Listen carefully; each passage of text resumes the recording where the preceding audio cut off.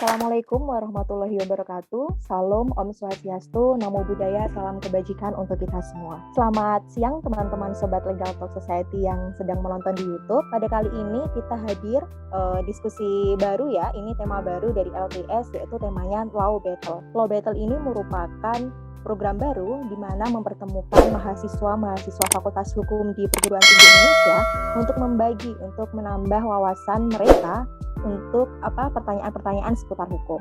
Oke, perkenalkan saya Dida Rahmawandayati. Pada kesempatan siang kali ini akan memandu teman-teman peserta di Law Battle. Mungkin sebelum kita mulai ya, kita kenalan dulu nih. Kita sudah kedatangan dari 3 peserta dari perguruan tinggi yang ada di Indonesia. Bisa sebutkan nama, kemudian dari fakultas apa, tentu fakultas hukum ya, maksudnya dari semester berapa, kemudian dari universitas mana. Mungkin singkat aja ya teman-teman ya, mungkin dimulai dari Kames. Kames silahkan.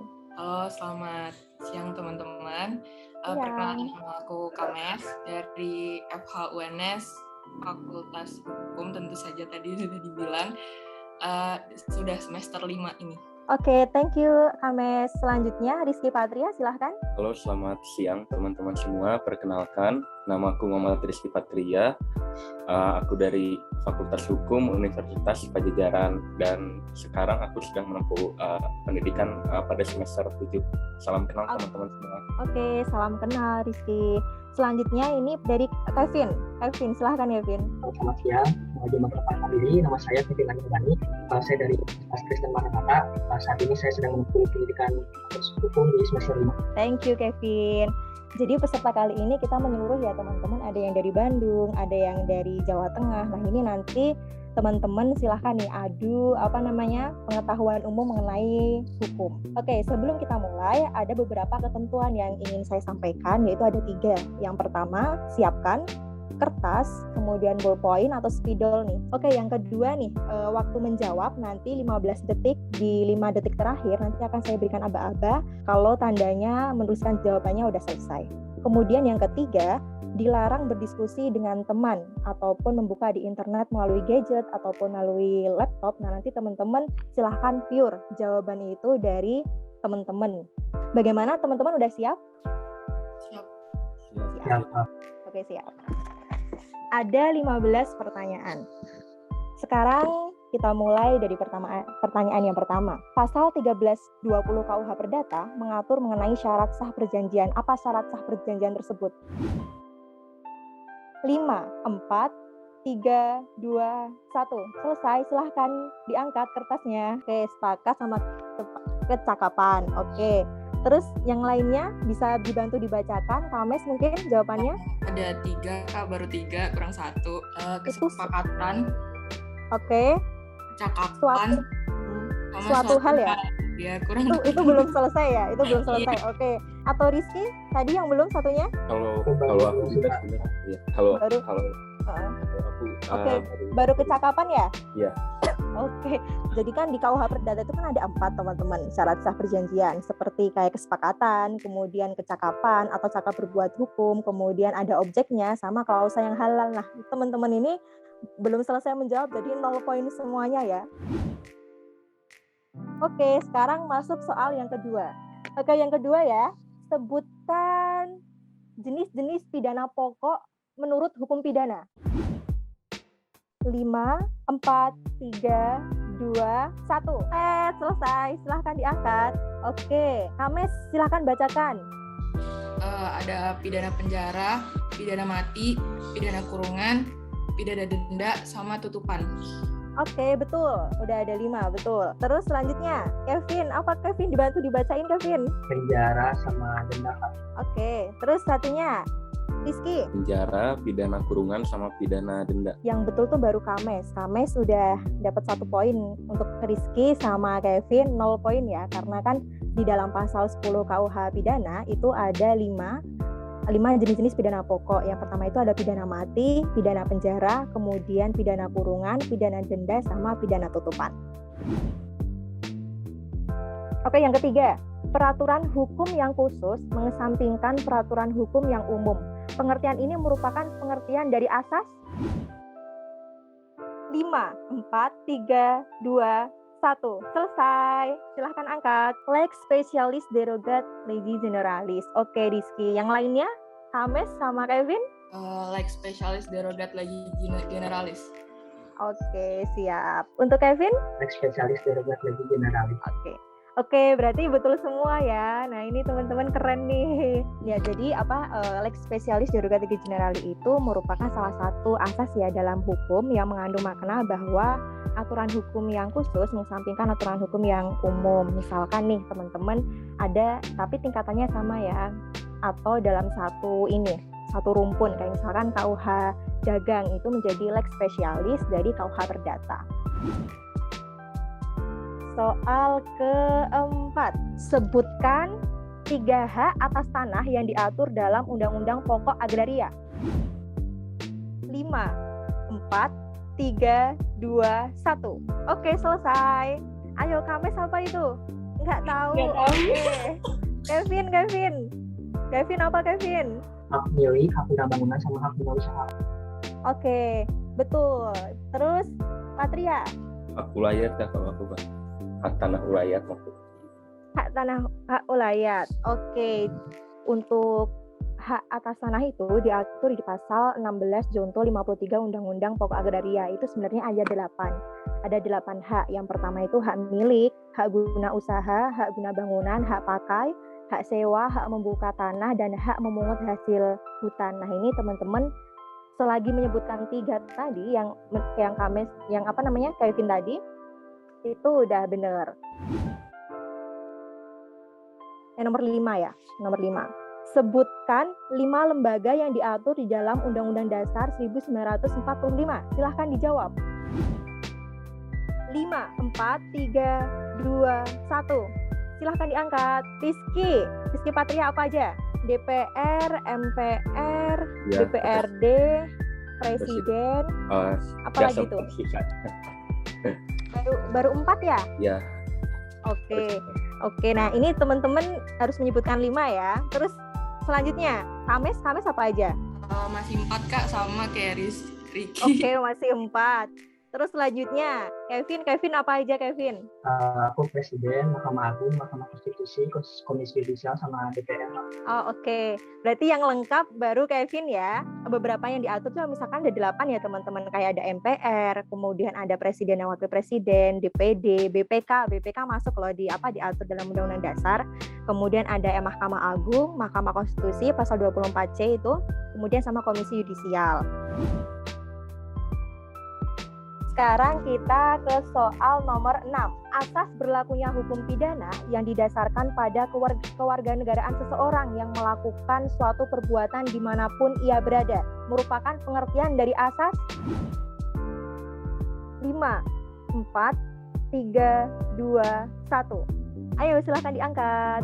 Kevin, nasionalitas. Ada terusannya nggak itu? Atau nasionalitas saja? Karena ada 2, nasionalitas pasif atau aktif. Oke, berarti baru nasionalitas saja ya. Selanjutnya Kames jawab apa Kames? Sama Kak, nasionalitas. Baru nasionalitas aja. Terus Patria?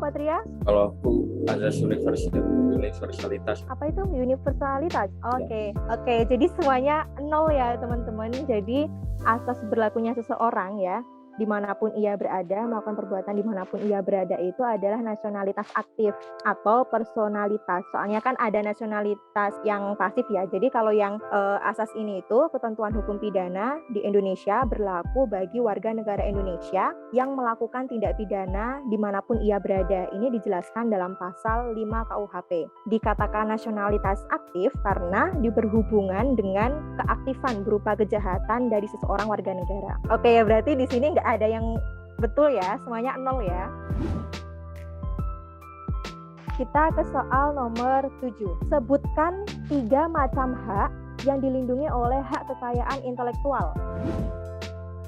5, 4, 3, 2, 1. Silahkan diangkat. Rizky, hak cipta, hak merek, hak paten. Oke, betul. Selanjutnya, Kames apa aja? Baru 2 Kak, hak cipta sama paten. Hak cipta sama paten. Oke. Kevin? Aku hak cipta, hak merek, sama rahasia dagang. Rahasia dagang. Oke. Jadi Udah, betul.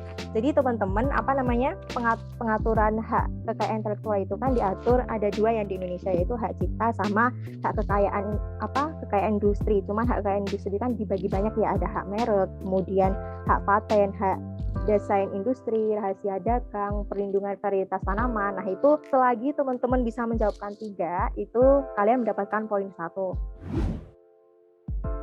Soal 8, apa judul buku keempat KUH Perdata? 5, 4, 3, 2, 1. Silahkan diangkat nih.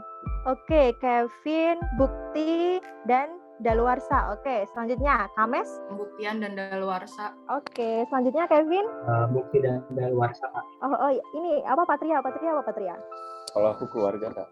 Keluarga. Oh, oke. Berarti di sini ya salah Rizky ya. Oke, jadi yang betul itu betul kayak Kames sama Kevin tadi tentang pembuktian dan kadaluarsa. Ini pembuktian dan kadaluarsa itu memuat perihal tentang alat-alat pembuktian dan akibat-akibat lewat waktu terhadap hubungan-hubungan hukum. Ini soal nomor 9. Perjanjian yang akan gugur apabila perjanjian pokok telah selesai dilaksanakan merupakan pengertian dari perjanjian apa? 5, 4, 3, 2, 1. Silahkan diangkat. Asesoir. Oke, Kevin.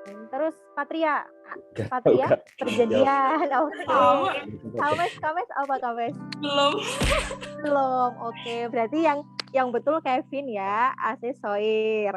Ya, jadi ini teman-teman, perjanjian asesoir itu perjanjian jaminan yang merupakan perjanjian tambahan ya, yang tergantung pada perjanjian pokoknya. Perjanjian pokok itu adalah perjanjian pinjam-meminjam atau utang piutang yang diikuti dengan perjanjian tambahan sebagai jaminannya. Contohnya itu jaminan gadai, kemudian tanggungan, jaminan fidusia. Soal nomor 10, ini mudah nih, ini di semester 1 awal-awal nih pasti teman-teman. Ciri utama dari negara-negara yang menganut sistem common law. 5, 4, 3, 2, 1. Silahkan diangkat teman-teman. Kames apa? Jawab apa Kames? Lupa, Kak.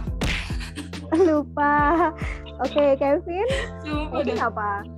Kalau aku kan menggunakan presiden, terus sifat hukumnya itu tidak tertulis sama menganut asas stare decisis. Oke, yes, betul. Terus selanjutnya, Patria, jawab apa Patria?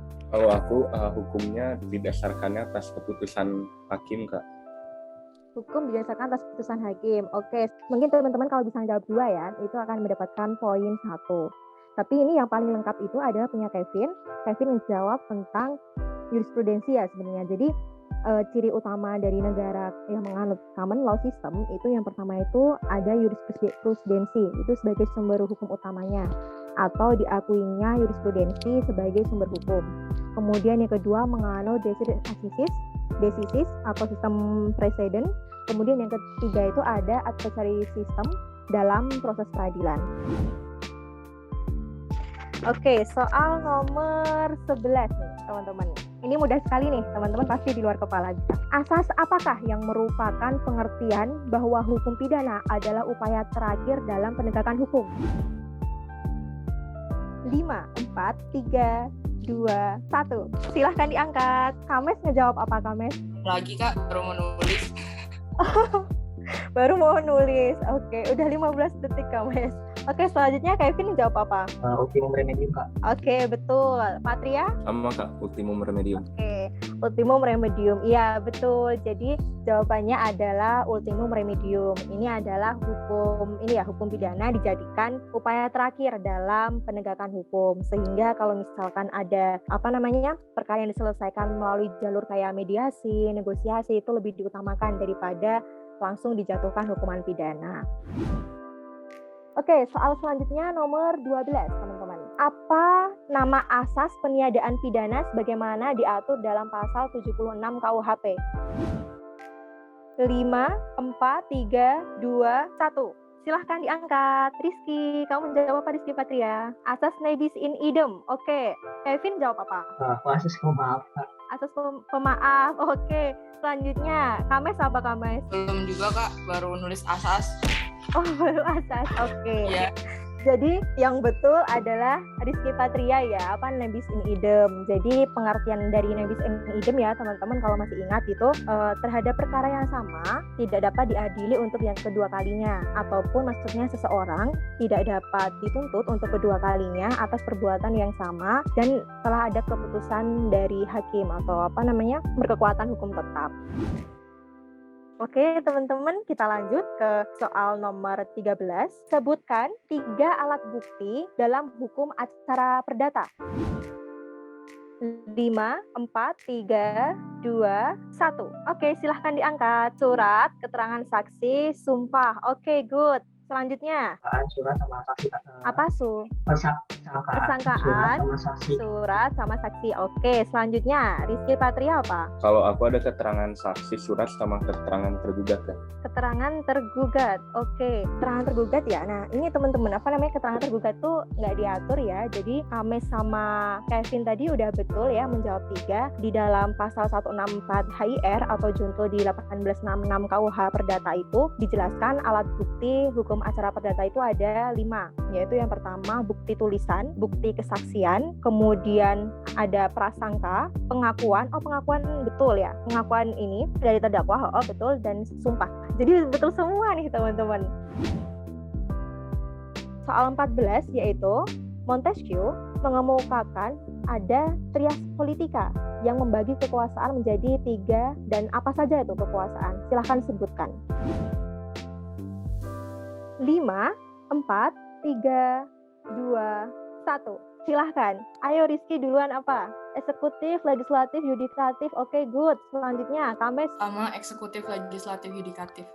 Oke, betul. Terus selanjutnya, Kevin? Sama legislatif, eksekutif, Oke. sama yudikatif. Oke, keren nih teman-teman. Iya, betul. Jadi Montesquieu itu membagi 3 ya, trias politika kekuasaan itu ada eksekutif, yudikatif, sama legislatif. Teman-teman ingat ya, kalau legislatif itu kan memegang kekuasaan untuk membuat undang-undang. Kemudian eksekutif bagaimana kekuasaan itu memegang kekuasaan untuk dijalankan atau melaksanakan undang-undang. Kemudian kalau yang yudikatif itu mengenai memegang kekuasaan dalam kehakiman. Contohnya kayak Mahkamah Agung, Mahkamah Konstitusi. Soal terakhir, dalam pemeriksaan perkara pidana dikenal prinsip apa? 5, 4, 3, 2, 1. Silahkan diangkat. Jawabannya apa? Kevin nulis apa itu? Asas praduga tidak bersalah. Asas praduga tidak bersalah. Oke, selanjutnya? Ya, aku jawabnya prinsip cepat, Kak. Cepat, oke. Oke, terus selanjutnya Patria? Patria lupa. Iya. Oke, jadi ini teman-teman dalam pemeriksaan perkara pidana dikenal prinsip. Oke, itu kan dalam ini ya hukum acara pidana kayak teman-teman kayak cepat, sederhana dan sebagainya. Cuman di sini prinsipnya itu ada prinsip akusatoir, yaitu menyatakan atau menjelaskan bahwa tersangka memiliki kedudukan yang sejajar dengan penuntut umum. Artinya tersangka memperoleh hak yang sama, yaitu berhak untuk melakukan pembelaan atau didampingi oleh penasihat hukum, atau sebenarnya juga mempunyai prinsip menganggap tersangka, yaitu yang didakwa itu sebagai suatu subjek yang dia harus sejajar dengan kepolisian, kejaksaan. Jadi di sini hakim berada di atasnya. Jadi lebih ke prinsip bagaimana tersangka dan terdakwa itu mempunyai kedudukan yang sama di dalam persidangan antara kejaksaan sama di lawyernya. Oke, itu ya teman-teman ya. Jadi nggak ada yang dapat poin nih di soal terakhir.